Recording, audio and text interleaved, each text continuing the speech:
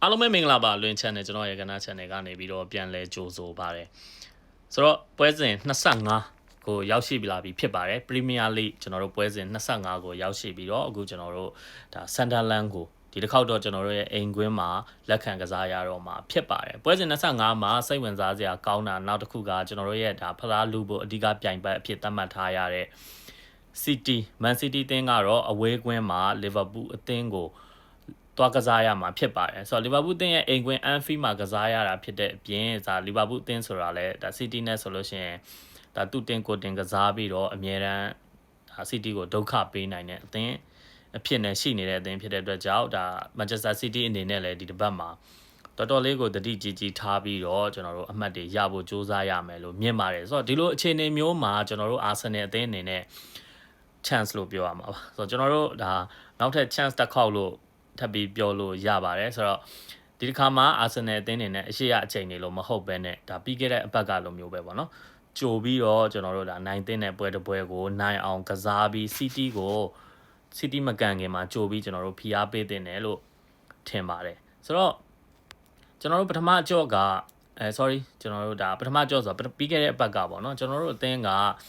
ဒီနိုင်ပွဲစတင်ရယူခဲ့တယ်နိုင်ပွဲစတင်ရယူပြီးတဲ့အချိန်မှာမှ City ကိုကျွန်တော်တို့ရဲ့ဒီနောက်ထပ်သင်း6မှတ်ပြတ်နေတဲ့ Aston Villa ကိုကနောက်မှကန်ရတာဖြစ်တဲ့အတွက်ကြောင့်ဒါ Arsenal ကပထမဆုံးအနိုင်ယူပြီးတော့သူတို့ကို6မှတ်ကြိုဖြတ်ပြီးတော့ pressure ပေးလိုက်တယ်ဆိုတော့အဲ့ပေးလိုက်တဲ့ pressure ကိုနှစ်သင်းလုံးကဒါအမှန်တိုင်းပြောရင်မခံနိုင်ခဲ့ပဲနဲ့အမှတ်တွေဆုံးရှုံးမှုဖြစ်ပြီးတော့ကျွန်တော်တို့ Arsenal အနေနဲ့ဒါတောက်လျှောက်ဟိုပါပေါ့နော်6မှတ်ဖြတ်လိုက်နိုင်တယ်ပေါ့ဆိုတော့ဒီနေရာမှာArsenal အနေနဲ့ဒီတစ်ပတ်မှာလည်းဒီလို chance မျိုးက Aston Villa ကိုတော့ပေးနိုင်မှာမဟုတ်ပါဘူး Aston Villa နဲ့ကျွန်တော်တို့ကဒါပွဲချိန်တူပါတယ်ဆိုတော့အချိန်တူမှာကစားရမှာဖြစ်တဲ့အတွက်ကြောင့် City ကိုတော့ကျွန်တော်တို့ဒါထပ်ပြီးတော့အကယ်၍ကျွန်တော်တို့တရား Sunderland ကိုနိုင်လိုက်ပြီဆိုရင် City ကိုထပ်ပြီးကျွန်တော်တို့ကဖိအားပေးနိုင်မယ်လို့ကျွန်တော်ကတော့မြင်ပါတယ်ဆိုတော့အဲ့ဒီဟာအတွက်ကိုလည်းကျွန်တော်တို့ကစားသမားတွေရောနီးပြတွေရောဒီနေ့ပွဲကိုစူးစမ်းမယ်လို့ထင်ပါတယ်ဆိုတော့ဒီနေရာမှာကျွန်တော်တို့ Sunderland အကြောင်းကိုပြောရအောင်ဆိုတော့ Sunderland ကကျွန်တော်ပထမကြော့ Sunderland တို့ရဲ့အိမ်ကွင်း Stadium of Light မှာကျွန်တော်တို့သွားကစားတဲ့အချိန်မှာတမှတ်ပဲရခဲ့ပါတယ်နှစ်ကိုကျွန်တော်တို့ Arsenal ပြည်သက်တွေကောင်းကောင်းမှတ်မိမယ်ထင်တယ်ဆိုတော့ဘာဖြစ်လို့မှတ်မိမယ်ထင်လဲလို့ကျွန်တော်ပြောတော့ကျွန်တော်တို့တောက်လျှောက်ဒီ clean sheet တွေနဲ့လာနေတဲ့အချိန်မှာပထမအဆုံးကျွန်တော်တို့ဒါနှစ်ကိုစသွင်းတာ Sunderland မှာဆိုတော့တော်ကိုဒါမထန်တန်နဲ့ကစားပြီးတော့ဒါ mid block တွေကကျွန်တော်တို့ဒါ low block တွေရောသေချာကစားပြီးတော့ကျွန်တော်တို့အသင်းရဲ့ဒါအရင်တော့ကစားသမားဟောင်းရှာကာကဦးစီးပြီးတော့ဆန်ဒါလန်ကိုကောင်းကောင်းထိန်းချုပ်ပြီးတော့အာဆင်နယ်ကိုဒါဒုက္ခပေးသွားတယ်လို့ပြောလို့ရပါတယ်မရှုံးဘူးဆိုပေမဲ့ကျွန်တော်တို့ဒါတရေပဲရခဲ့တာဖြစ်တဲ့အတွက်ကြောင့်ကျွန်တော်တို့ဒါတိုက်တဲ့ challenge သွားနေတယ်ကျွန်တော်တို့အာဆင်နယ်အသင်းရောကျွန်တော်တို့လိုအာဆင်နယ် fan တွေကရောဒါမျိုးကိုတရေရတယ်ဆိုတဲ့အခြေအနေမျိုးကိုဒါရှုံးသလိုပဲတတ်မှတ်ပြီးတော့တိတ်ပြီးတော့ဘဝင်မကြဘူးပေါ့နော်ဆိုတော့ကျွန်တော်တို့ဒီအချိန်မှာဒါအမှတ်ရောခဲ့တယ်ဆိုတော့ခံစားချက်မျိုးကအဲ့ဒီအချိန်မှာစပြီးတော့ကျွန်တော်တို့ဒါခံစားရသလိုနောက်ထပ်ကျွန်တော်တို့ဒါဟိုပါ clean sheet ကလည်းအဲ့ဒီအချိန်မှာ2ဂိုးပေးပြီးတော့အဲ့ဆန်ချိန်လည်းပြတ်ခဲ့တယ်ဆိုတော့တကယ်ကိုကောင်းတဲ့ Sunderland အသင်းပါဆိုတော့ Sunderland အသင်းကိုကျွန်တော်တို့ဒီတစ်ခါမှာတော့ကျွန်တော်တို့အိမ်ကွင်းမှာကစားရတော့မှာဖြစ်ပါတယ်ဆိုတော့ Sunderland ရဲ့အခြေအနေကအိမ်ကွင်းသူတို့ရဲ့အိမ်ကွင်း Stadium of Light မှာအရန်ကောင်းတယ်ဆိုပေမဲ့သူတို့အဝေးကွင်းဆိုလို့ရှိရင်အများရန်ဒါခြေစွမ်းကလုံးဝမတူပါဘူးဒါရှုံးပွဲတွေကျွန်တော်တို့ဒါနောက်ဆုံး၄ပွဲမှာအိမ်ကွင်း2ပွဲအဝေးကွင်း2ပွဲကြည့်လိုက်မယ်ဆိုရင်အိမ်ကွင်း2ပွဲလုံးကိုနိုင်အောင်ကစားပေမဲ့အဝေးကွင်း2ပွဲလုံးကိုရှုံးပါတယ်ဆိုတော့ဒီနေ့အဲ့လိုမျိုးအဝေးကွင်းခြေစမ်းနေတာကျွန်တော်တို့အာဆင်နယ်အသင်းအိမ်ကွင်းမှာလာကစားမယ်ဆိုလို့ရှိရင်ဒီနေ့နိုင်ပွဲကအာဆင်နယ်တွက်ဆိုတာဒါ100%သိချတယ်လို့ကျွန်တော်တို့ပြောလို့ရပါတယ်ဒါပေမဲ့ကျွန်တော်တို့ဒါကစားသမားတွေအနေနဲ့ဘလို့စ조사အားထုတ်ပြီးအာဆင်နယ်ကိုဆက်ဒုက္ခပေးမလဲဆိုတာတော့စောင့်ကြည့်ရမှာဖြစ်ပါတယ်ဆိုတော့ဒီနေ့ပွဲမှာကျွန်တော်တို့ဒါဆန်နာလန်တင်ဘက်ကရှာကာပါနိုင်လားမပါနိုင်လားဆိုတာမသိကြသေးပါဘူးရှာကာကကျွန်တော်တို့ဒါဟို injury စရင်းထဲမှာရှိနေတဲ့ကစားသမားဖြစ်တဲ့အတွက်ကြောင့်ဒီနေ့ပွဲပါဝင်နိုင်မပါဝင်နိုင်ဆိုတာမသိသေးပါဘူးအကယ်၍ရှာကာတာမပါဘူးဆိုရင်ကွင်းလယ်ဘိုင်းမှာကျွန်တော်တို့အာဆင်နယ်ကအသာရပြီးကစားသွားနိုင်မယ်လို့ထင်ပါတယ်ဒါပေမဲ့ကျွန်တော်တို့ဒါဆန်နာလန်ဆိုတာက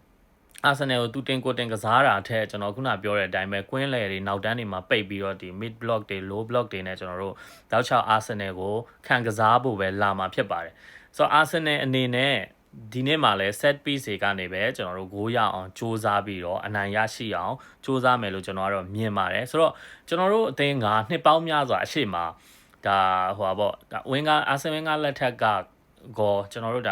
ါအာတေတာကျွန်တော်တို့စကင်လိုက်တဲ့အချိန်မှာကို ဘောလုံးပိုင်ဆိုင်မှုအတာနဲ့အသင်းတိုင်းကိုကစားနိုင်ပါတယ်အနည်းဆုံး80ရာခိုင်နှုန်းလောက်ထိကိုကင်ပြီးကစားခဲ့တဲ့ပွဲတွေတောင်ကျွန်တော်တို့ရှိပါတယ်အသင်းကြီးချင်းချင်းတွေ့ရင်တော့မှ80ရာခိုင်နှုန်းလောက်ဘောလုံးကင်ပြီးကျွန်တော်တို့ဒါလုံးဝကစားနိုင်ခဲ့တဲ့ပွဲတွေရှိပေမဲ့နောက်ဆုံးဒါရှုံးတယ်ဆိုတဲ့ရလဒ်တွေကိုရခဲ့တဲ့အတွက်ကြောင့်ကျွန်တော်တို့ပြည်သက်တွေအနေနဲ့ကြတော့တိတ်ပြီးတော့အာဆင်နယ်ဘောလုံးဘလောက်ပဲကန်ကန်ပေါ့နော်ကျွန်တော်တို့ဒါရှုံးသွားတယ်ဆိုတော့အမှတ်မရတဲ့အတွက်ကြောင့်ကျွန်တော်တို့အနေနဲ့တိတ်ပြီးတော့မပျော်ရွှင်ခဲ့ရဘူးနောက်တစ်ခုအာဆင်နယ်ကကစားကွက်လှတယ်ဆိုတာတော့ပဲဖြစ်တယ်ဒါပေမဲ့ဒီနှစ်မှာတော့အဲ့လို mid block တွေလုံလာတယ် low block တွေလုံတယ်နောက်တန်းတွေပိတ်မယ်ဆိုရင်အသင်းတွေအတွက်အာဆင်နယ်ကအပြေရှာပြီးသားဖြစ်ပါတယ်ကျွန်တော်တို့ရဲ့ set piece တွေပါဆိုတော့အဲ့ set piece တွေကိုဒီနေ့အချိန်ထိကျွန်တော်တို့ဘယ်အသင်းမှကျွန်တော်တို့အသင်းရဲ့ဒါ set piece တွေကိုကာကွယ်နိုင်တဲ့နီလန်မျိုးရှာမတွေ့သေးပါဘူးကပြီးခဲ့တဲ့ဘက်ကတော့ပြီးခဲ့တဲ့ပွဲကတော့ဒါ Chelsea ကကစားသမား2ယောက်လောက်အရှိပြေးတက်သွားတယ်လို့ဘာလို့ကဒါကျွန်တော်အနေနဲ့ဒါ Arsenal အနေနဲ့ဒါရုပ်တရက်ဒါကိုမစင်စားထားဘူးအခု Chelsea ကလို့လေလုံးပြရဲဆိုတော့ဒါအတွက်လည်း Arsenal မှာအပြေရှိပြီးသားဖြစ်မှာပါဆိုတော့ risks များပါတယ်ဆိုတော့ Chelsea ကလုတ်တယ်ဆိုတာ Chelsea ကရှုံးနေတဲ့အသင်းမှာရှုံးနေတဲ့အသင်းမဟုတ်လို့လုတ်တာပါဆိုတော့ဒီကျွန်တော်တို့တူတင်ကိုတင်ကစားလာတဲ့အချိန်မှာတော့အဲ့လိုမျိုးကိုမရသေးတဲ့အချိန်တွေမျိုးတရေပွဲလိုမျိုးဖြစ်နေတဲ့အချိန်တွေမျိုးမှာတော့အဲ့လိုမျိုး risk ယူမယ်လို့ကျွန်တော်မထင်ပါဘူးတခြားအသင်းတွေကဆိုတော့ဒီဟာကိုဘလို့နီးနဲ့တို့ဖြည့်ရှင်းမလဲဆိုတာတော့ကျွန်တော်တို့ဒါအရန်စိတ်ဝင်စားဖို့ကောင်းပါတယ်အခုချိန်ထိတော့ကျွန်တော်တို့ Arsenal တင်းရဲ့ set piece တွေကိုကာကွယ်နိုင်တဲ့အသင်း Premier League မှာမရှိသေးပါဘူးတကယ်ကိုကောင်းတဲ့corner တွေဆိုလဲကျွန်တော်တို့တကယ်ကိုကောင်းပါတယ် Declan Rice ကိုပြီးခဲ့တဲ့ကျွန်တော်တို့ဒါပြီးခဲ့တဲ့ဘက်က Premier League ပွဲမှာဆိုရင်ဒါ Maduki ကိုတင်ပေးလိုက်တဲ့ corner ဘောလုံးတွေဆိုတာကဖြတ်ထုတ်ဖို့တကယ်ခဲရင်းပါတယ်တိတိကျကျနဲ့အားပါတဲ့ဘောလုံးတွေ white ပြီးလာတာဖြစ်တဲ့အတွက်ကြောင့်ကျွန်တော်တို့ဘက်ကကစားသမားတွေကနေရာယူမှန်လို့ရှိရင်ဂိုးရဖို့တအားကိုလွယ်တဲ့အခြေအနေမျိုးတွေနဲ့ဒါတောက်လျှောက် corner တွေကိုနောက်ပြီးတော့ဒါ set piece တွေဆိုလဲဒီတိုင်းပဲကျွန်တော်တို့ဒါဟိုပါပေါ့နော်ဖြတ်တင်ဖို့ကောင်းကောင်းနေနဲ့အဆုံးသတ်ဖို့စူးစမ်းနိုင်တဲ့ကစားသမားတွေရှိတဲ့အတွက်ကြောင့်ကျွန်တော်တို့ရဲ့ဒီ set piece တွေကျွန်တော်တို့ရဲ့ corner တွေကိုတားဆီးနိုင်တဲ့အသင်းလောလောဆယ်မရှိသေးဘူးဆိုတဲ့အတွက်ကြောင့်ဒီဟာကကျွန်တော်တို့ Arsenal အသင်းတွေအားသာချက်ဖြစ်လာပါတယ်ဘယ်လိုအချိန်မှာအားသာချက်ဖြစ်လဲဆိုတော့ခုနကျွန်တော်ပြောတဲ့အတိုင်းပဲနောက်တန်းပိတ်ကစားတဲ့အသင်းတွေကွင်းလည်ရနေပြီးကြမ်းကြမ်းတမ်းဖြတ်ကစားတဲ့အသင်းတွေအတွက်ကိုဒီဟာက Arsenal အသင်းဒါဒီနှစ်ထုတ်ထားတဲ့ကျွန်တော်တို့ဒါဖြည့်ရှင်းချက်တစ်ခုလိုပဲ solution တစ်ခုလိုပဲကျွန်တော်တို့ပြောရမှာဖြစ်ပါတယ်ဆိုတော့ဒီနေ့ပွဲမှာကျွန်တော်တို့ Arsenal အသင်းက line up နေရာမှာပေါ့နော်ပြီးခဲ့တဲ့ Chelsea နဲ့ပွဲမှာကစားခဲ့တဲ့မိနစ်90အပြည့်ကစားခဲ့တဲ့ကစားသမားတွေနေရာမှာပဲအပြောင်းလဲရှိနိုင်ပြီးတော့ကျန်တဲ့နေရာတွေတိတ်ပြီးတော့အပြောင်းလဲမရှိတော့ဘူးလို့ကျွန်တော်ထင်ပါတယ်ဆိုတော့ Odegaard ကလည်းကျွန်တော်တို့ဒါဒဏ်ရာရနေရဆိုတဲ့အခြေအနေမျိုးတွေကျွန်တော်တို့ကြားနေရတယ်ဆိုပေမဲ့လည်းဒီနေ့ပွဲမှာပြန်ပါလာနိုင်ကြတော့ရှိမယ်လို့ကျွန်တော်ထင်တယ်ဒါပေမဲ့အခုချိန်นี้တော့ကျွန်တော်ထင်တာ Odegaard ကဒဏ်ရာအသေးစားရနေတယ်လို့တော့ကျွန်တော်တို့ဒါသိရတယ်ဒါပေမဲ့ကျွန်တော်အမြင်ပြောရရင်တော့ဒီနေ့ပွဲမှာပြန်ပါလာနိုင်ပါတယ်ဆိုတော့ as နေရာလောက်ပဲအပြောင်းလဲဖြစ်ပြီးတော့ကျန်တဲ့နေရာအတူတူပဲဖြစ်လာပြီးနောက်တစ်ခုကဒါ Hincapi နေရာကို Calafiori ပွဲထွက်လာတာရယ်နောက်ပြီးတော့တင်ပါကိုဒီနေ့ပွဲမှာအနာပေးမလားဆိုတာကျွန်တော်တို့စိတ်ဝင်စားပါတယ်ဆိုတော့ဒီနေရာမှာ Van White ပွဲထွက်လာတာမျိုးတွေဖြစ်နိုင်ပြီးကျန်တဲ့နေရာတွေကတိတ်ပြီးအပြောင်းလဲမရှိဘဲနဲ့ကျွန်တော်တို့အရင်တိုင်းပဲအလှည့်ချပွဲထွက်စရင်းနေနဲ့ပဲပွဲထွက်လာပြီးတော့ Sunderland ကိုဖိအားပေးကစားသွားမယ်လို့ကျွန်တော်မြင်ပါတယ်ဆိုတော့ဒီ Sunderland ကိုဒါကျွန်တော်တို့ရှာကမပါနိုင်ဘူးဆိုတဲ့အခြေအနေမျိုးဆိုရင်အခုနပြောတဲ့ကွင်းလယ်ပိုင်းအသာရပြီးကစားနိုင်တယ်လို့အကယ်၍ရှာကပါလာမယ်ဆိုရင်တော့မှကျွန်တော်တို့ရဲ့ဒါအိမ်ကွင်း Emirates မှာဖြစ်တဲ့အတွက်ကြောင့်ဒါရှာကတယောက်တည်းနဲ့တော့ကျွန်တော်တို့ရဲ့ဒီ Arsenal ကွင်းလယ်ကိုဖျက်ဆီးနိုင်ဖို့ဆိုတာတော့ကျွန်တော်အမြင်ပြောရရင်တော့မလွယ်ပါဘူးဆိုတော့ဒီနေ့ပွဲမှာ Sunderland အနေနဲ့ Arsenal ကိုဘယ်လိုခံကစားမလဲဆိုတာပ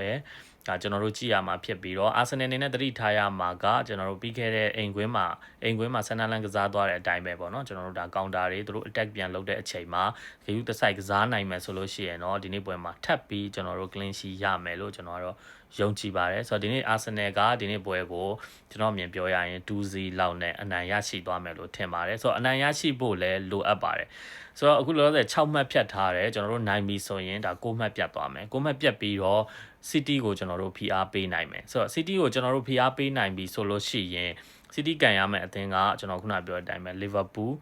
Liverpool နဲ့ကန်ရမှာဖြစ်တဲ့ပြင် Anfield မှာသွားကန်ရမှာဆိုတော့ဒါကျွန်တော်တို့အတွက်ဘယ်လိုပဲဖြစ်ဖြစ်City ကိုကျွန်တော်ရှုံးမယ်လို့ပြောတာမျိုးမဟုတ်ဘူးဒါပေမဲ့ chance အနေနဲ့ရာဂိုင်နှုန်းအနေနဲ့တွက်မယ်ဆိုရင် City အနေနဲ့တရေရလက်ကိုရှုံးတာကိုဘက်မှာပို့ပြီးတော့ရာဂိုင်နှုန်းများနေပါတယ် City လည်းနိုင်သွားတာဖြစ်နိုင်တယ်ဆိုပေမဲ့ရာဂိုင်နှုန်းရတွက်မယ်ဆိုရင်နိုင်မှုရာဂိုင်နှုန်းနည်းတယ်ကျွန်တော်တို့ဒါရှုံးမှုတရေရာဂိုင်နှုန်းများတဲ့အတွက်ကြောင့်ကျွန်တော် Arsenal အနေနဲ့ PR ပေးတင်တယ်လို့ကျွန်တော်မြင်ပါတယ်ဗီဒီယိုကိုအဆုံးထိကြည့်ပေးလို့အားလုံးကိုကျေးဇူးတင်ပါတယ်